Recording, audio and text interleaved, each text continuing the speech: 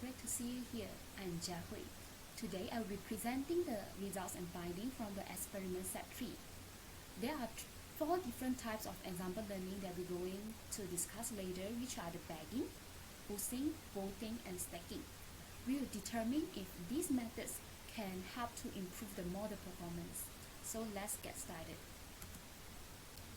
In order to make comparison of test and one score before and after the bagging, we'll use the best performing models from the experiment set 1 as the base classifiers here. After we rerun the bagging onto the dataset, we found that not all models can perform equally well as their base classifiers. However, we still have 3 models that performs better than that. From these 3 classifiers, decision tree is the best performing model because it generates the highest test at one score compared to the single predictive SVM model that we get from set 1. So we can say that there's a slight improvement in the test performance after bagging.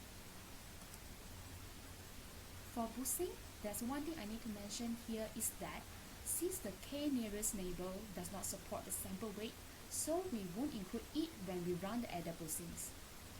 As we can see, there are 2 models that perform better than their base classifiers, which are the decision tree and also the Gaussian line base.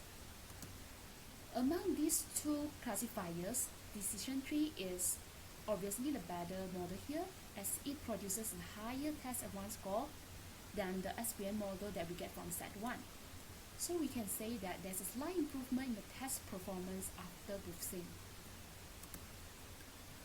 On the other hand, instead of running each base classifier one by one, what voting actually does is combining all the results from these 7 base classifiers to run the final predictions.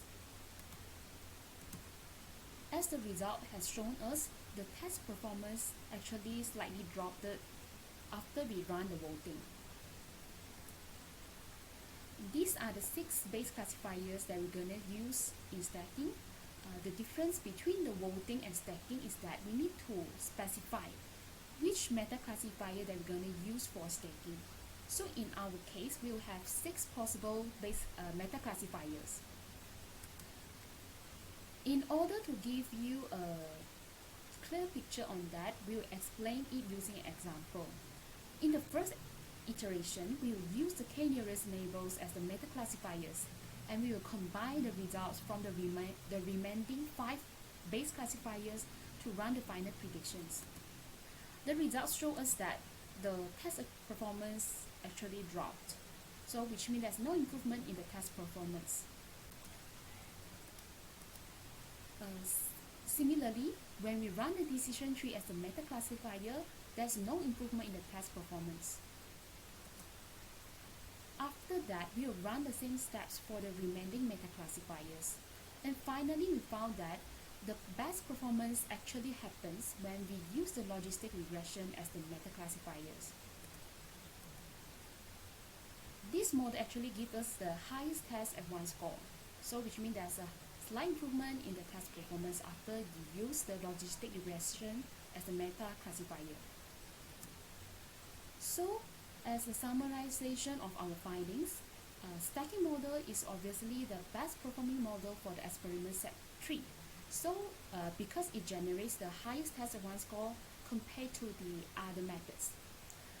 So that's all for my presentation today.